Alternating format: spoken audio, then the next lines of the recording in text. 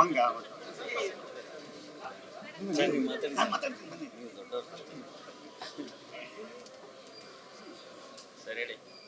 ಗತ ವೈಭವ. ಹೌದೌದು, ಗತ ವೈಭವ. ನಾನು ಗತ ಒಂದು ತೆಗೆದ್ಬಿಡ್ತೀನಿ. ವೈಭವ ಸಿನಿಮಾ ವೈಭವವಾಗಿ ಕಟ್ಕೊಟ್ಟಿದ್ದಾರೆ. ಇವ್ರು ಯಾವಾಗಲೂ ಹಂಗೆ ಒಂದಿಷ್ಟು ಹೊಸ ಥರದ ವಿಚಾರದಲ್ಲಿ ಅವ್ರ ತನವನ್ನು ಮಿಕ್ಸ್ ಮಾಡ್ಕೊಂಡಿರ್ತಾರೆ. ಮೇಲ್ನೋಟಕ್ಕೆ ಬರೀ ಕಥೆಯಾಗಿ ಹೇಳಿದ್ರೆ ಇದೊಂದು ಸೀರಿಯಸ್ ಪಿಕ್ಚರ್ ಏನೋ ಅಂತ ಅನಿಸುತ್ತೆ. ಬಟ್ ಅಲ್ಲ, ಭಾಳ ಲೈಟ್ ಹಾರ್ಟೆಡ್ ಆಗಿ ನಿಮಗೆ ಒಂದು ತುಂಬ ಗಾಢವಾದಂಥ ಕಥೆಯನ್ನು, ತುಂಬ ಡೆಪ್ತ್ ಇರೋವಂಥ ಕಥೆಯನ್ನು ಲೈಟರ್ ವೇನಲ್ಲಿ ಹೇಳೋವಂಥ ಏಕೈಕ ಡೈರೆಕ್ಟ್ರ್ ಇವರು. ಇಲ್ಲೆಲ್ಲ ಹ್ಯೂಮರ್ ತರ್ಬೋದಾ ಅಂತ ಅನಿಸುತ್ತೆ, ಅಂತ ನಮಗೆ ಕನ್ಫ್ಯೂಸ್ ಆಗುತ್ತೆ. ಆದರೂ ಕೂಡ ಅದರ ಆತ್ಮವನ್ನು ತೊಂದರೆ ಮಾಡಲಾರದೆ ಜನಗಳನ್ನು ನಗಿಸ್ತಾ ಒಂದು ಕಥೆಯನ್ನು ಹೇಳ್ತಾ ಹೋಗ್ತಾರೆ. ಆದರೆ ಈ ಸಿನಿಮಾದಲ್ಲಿ ಒಂದು ಕಥೆ ಹೇಳಿಲ್ಲ ಸುನಿ ಅವರು, 4 ಕಥೆಗಳನ್ನ ಹೇಳ್ತಾರೆ. ಆದರೆ ಯಾವ ಒಂದು ಕಥೆಗಳನ್ನು ಕೂಡ ಒಂದಕ್ಕೊಂದು ಓವರ್ಲ್ಯಾಪ್ ಆಗಲಾರ್ದೆ ತನ್ನದೇ ಆದಂಥ ಪ್ರಪಂಚವನ್ನು ಹೇಳೋವಂಥ ಕೆಲಸವನ್ನು ಮಾಡುತ್ತಾರೆ. ಸುನಿ ಅವರ ಇಸಮ್ ಇದೆಯಲ್ಲ, ಅದು ಪ್ರತಿ ಫ್ರೇಮ್ನಲ್ಲಿ ಕಾಣಿಸುತ್ತೆ ರೀ, ಪ್ರತಿ ಫ್ರೇಮ್ನಲ್ಲಿ ಕಾಣಿಸುತ್ತೆ. ಎಸ್ಪೆಷಲಿ ನನಗೆ ಕಂಬಳದ ಒಂದು ಜನ್ಮ, ಒಂದು 4 ಜನ್ಮದ ಕಥೆಯನ್ನು ಹೇಳ್ತಾರೆ. ಆ 4 ಜನ್ಮವನ್ನು ಕೂಡ ಎಲ್ಲಿಂದ ಬೇಕಾದ್ರೂ ನೋಡಿದ್ರು ಕೂಡ ಸಿನಿಮಾ ಅರ್ಥ ಆಗುತ್ತೆ, ಅಷ್ಟು ಹೋಮ್ವರ್ಕ್ ಮಾಡಿದ್ದಾರೆ. ಈ ಸಿನಿಮಾದ ನಿಜವಾದ ಹೀರೋ ಈ ಸಿನಿಮಾದ ಸ್ಕ್ರಿಪ್ಟ್ ಅಂದ್ರೆ. ಯಾಕಂತಂದರೆ ಅವರು ಒಂದು 2-3 ಇಂಟರ್ವ್ಯೂಲ್ಲಿ ಕೂಡ ಹೇಳ್ಕೊಂಡಿದ್ರು ತಮ್ಮ ಖಜಾನೆಯಲ್ಲಿ ಇಟ್ಟಂಥ ಸ್ಕ್ರಿಪ್ಟ್ ಅದು ಅಂತ. ಅಷ್ಟೇ ಅಮೂಲ್ಯವಾದಂಥ ಟ್ರೆಷರ್ ಈ ಸಿನಿಮಾಗೆ ಈ ಸಿನಿಮಾದ ಸ್ಕ್ರಿಪ್ಟು. ಅದಾದ ನಂತರ ನಟ ನಟಿಯರ ಅಭಿನಯ. ಇವರು ನಮ್ಮ ಮೊದಲನೇ ಸಿನಿಮಾ ಅಂತ ಹೇಳ್ತಾರೆ. ನಾನು ನಿಜಕ್ಕೂ ನಂಬೋಕ್ಕಾಗಲ್ಲ ಅದನ್ನು. ಇವಾಗಲೇ ಇವ್ರನ್ನ ಹೇಳ್ತಾ ಇದ್ರು, ಸುಳ್ಳು ಹೇಳ್ತಿದ್ದಾರೆ, ಒಂದು 2-3 ಪಿಕ್ಚರ್ ಮಾಡಿದ್ದಾರೆ, ಆಮೇಲೆ ರಿಲೀಸ್ ಮಾಡ್ತಾರೆ ಅಂತ ಅನ್ನೋವಂಥದ್ದು. ಅಷ್ಟು ಚೆಂದ. ಯಾಕಂತಂದರೆ ಇವರು ಸುಮ್ಮನೆ ಬಂದಿಲ್ಲ, ಇವರ ಹಿಂದಿನ ದಿವಸಗಳಲ್ಲೂ ಕೂಡ ಗೊತ್ತು. ಇವರು ಕ್ಯಾಮ್ರಾ ಫೇಸ್ ಮಾಡೋದಕ್ಕಿಂತ ಹಿಂದಿನ ದುಷ್ಯಂತನೂ ಕೂಡ ಗೊತ್ತು ನನಗೆ. ಭಾಳಷ್ಟು ತಯಾರಿ ತೊಗೊಂಡು ಬಂದಿದ್ದಾರೆ. ಸುಮ್ಮ ಹಾಬಿಗೆ ಬಂದಿಲ್ಲ ಈ ಸಿನಿಮಾನ, ಇಲ್ಲಿ ಸಿನಿಮಾಗೆ ತುಂಬ ಸೀರಿಯಸ್ ಆಗಿ ತೊಗೊಂಡಿದ್ದಾರೆ ಇದನ್ನು. ಈಸ್ ಹಿಯರ್ ಟು ಸ್ಟೇ ಅಂತಂದರೆ ನಾನು ನಟನಾಗಿ ಹೇಳ್ತೀನಿ, ಭಯಾನಕ ಚಾಲೆಂಜಿಂಗ್ ರೀ ವಿಚಾರ. 4 ಜನ್ಮ ಬರುತ್ತೆ, 4 ಜನ್ಮದಲ್ಲೂ 4 ವಿಭಿನ್ನವಾದಂಥ ಒಂದು ಲೋಕವನ್ನು ಸೃಷ್ಟಿ ಮಾಡ್ತಾರೆ. ಪೈರಟ್ಸ್ ಆಫ್ ದಿ ಕೆರಿಬಿಯನ್ಗೆ ಹೋಗ್ತಾರೆ, ವಾಸ್ಕೋ ಡೈಮಾಗೆ ಹೋಗ್ತಾರೆ, ಮತ್ತು ಒಂದು ಮಿಥಾಲಜಿಗೆ ಹೋಗ್ತಾರೆ. ಅದಾದ ನಂತರ ಕಂಬಳ ಅಂತ ಅನ್ನುವಂಥ ಒಂದು ಲೋಕಕ್ಕೆ ಬರ್ತಾರೆ. ಅದನ್ನು ದಾಟಿ ಪ್ರೆಸೆಂಟಿಗೆ ಬರ್ತಾರೆ. ಒಬ್ಬ ನಟನಿಗೆ ಅವನ ಹೆಗಲ ಮೇಲೆ ಎಷ್ಟು ಭಾರ ಇತ್ತು ಅಂತ ನನಗೆ ಚೆನ್ನಾಗಿ ಗೊತ್ತು.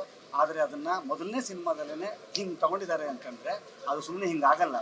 ಅದ್ರ ಹಿಂದೆ ಅವ್ರು ಕೆಲಸ ಮಾಡಿದಂಥ ಪರಿಶ್ರಮ ಅದು.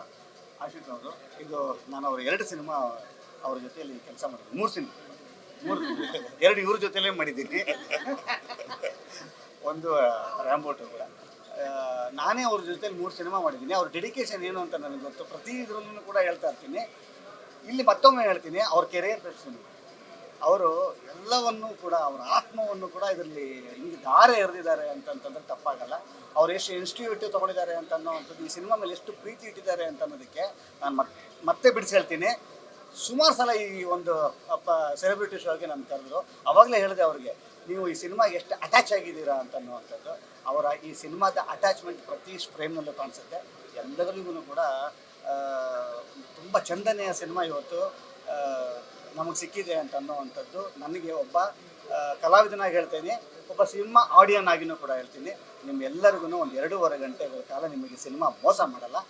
ಭಾಳ ಅದ್ಭುತವಾದಂಥ ಸಿನಿಮಾ. ನಿಮ್ಮೆಲ್ಲರ ಪ್ರೀತಿ, ವಿಶ್ವಾಸ, ಆಶೀರ್ವಾದ ಈ ತಂಡದ ಮೇಲೆ ಇರಲಿ ಅಂತ ಕೇಳ್ಕೊಡ್ತೀನಿ. ಒಳ್ಳೇದಾಗಲಿ. All the best.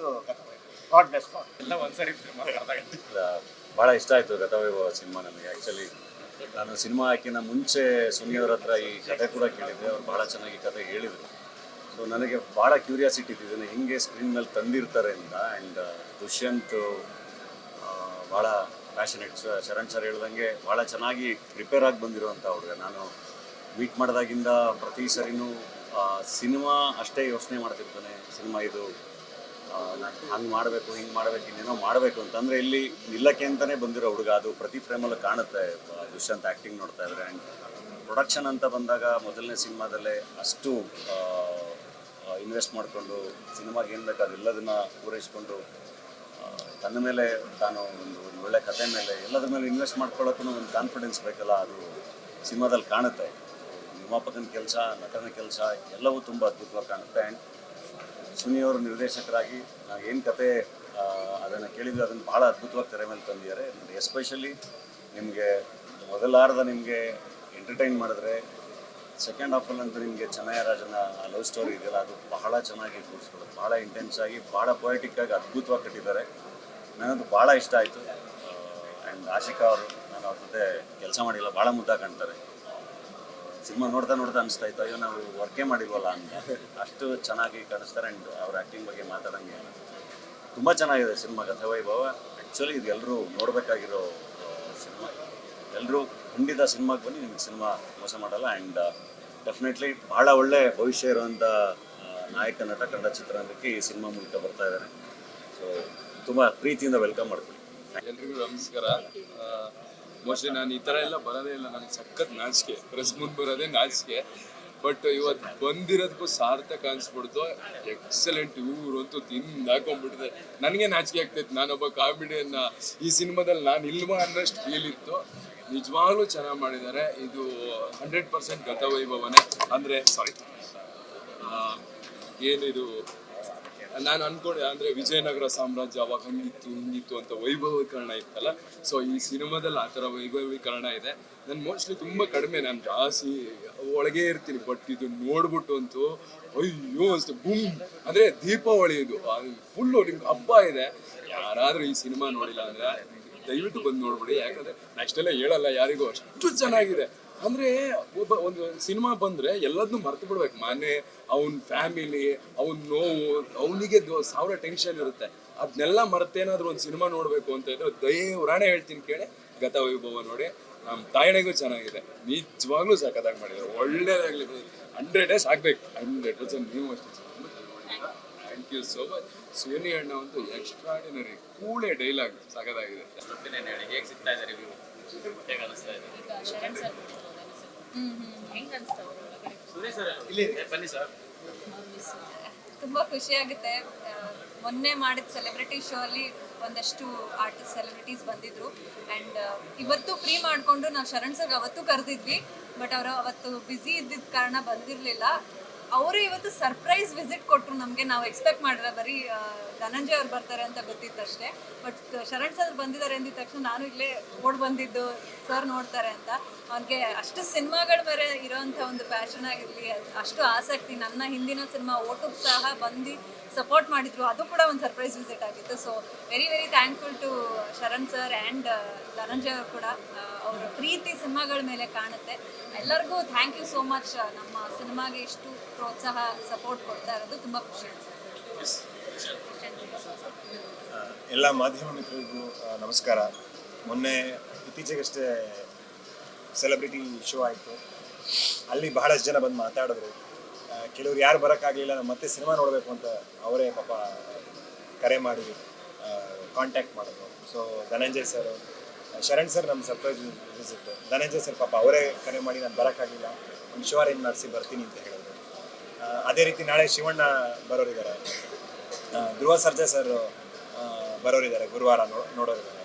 ಸೊ ಹೀಗೆ ನಮ್ಮ ಚಿತ್ರರಂಗದ ಗಣ್ಯರು ಮತ್ತು ದಿಗ್ಗಜರು ಅಂತ ಅನ್ಸ್ಕೊಳ್ಳುವಂಥವ್ರು ಅವರೆಲ್ಲರಿಗೂ ಗತವೈಭವದ ಬಗ್ಗೆ ಒಂದು ಕುತೂಹಲ ಮತ್ತು ಒಂದು ಪ್ರಶಂಸೆ ಇದೆ. ಭಾಳ ಖುಷಿ ಆಗ್ತಿದೆ.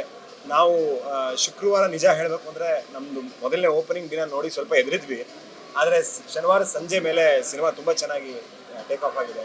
ಭಾನುವಾರ ನೋಡಿರುವಂಥ ಜನ ಹೊರಗಡೆ ಹೋಗಿ ಹೇಳ್ತಾ ಇದ್ದಾರೆ, ಇಲ್ಲ ಈ ಸಿನಿಮಾ ಒಂದು ಬೇರೆ ಥರನೇ ಇದೆ, ಪ್ರತಿನಿತ್ಯ ಬರುವಂಥ ಸಿನಿಮಾ ಥರ ಅಲ್ಲ ಗತವೈಭವ, ಈ ಥರ ಸಿನಿಮಾಗಳನ್ನ ಗೆಲ್ಲಿಸ್ಬೇಕು ಅಂತ ಹೇಳಿ ಹೊರಗಡೆ ಹೋಗಿ ಮಾತಾಡ್ತಿದ್ದಾರೆ. ಸೊ ಅದೇ ನಮಗೆಲ್ಲ ಧೈರ್ಯ.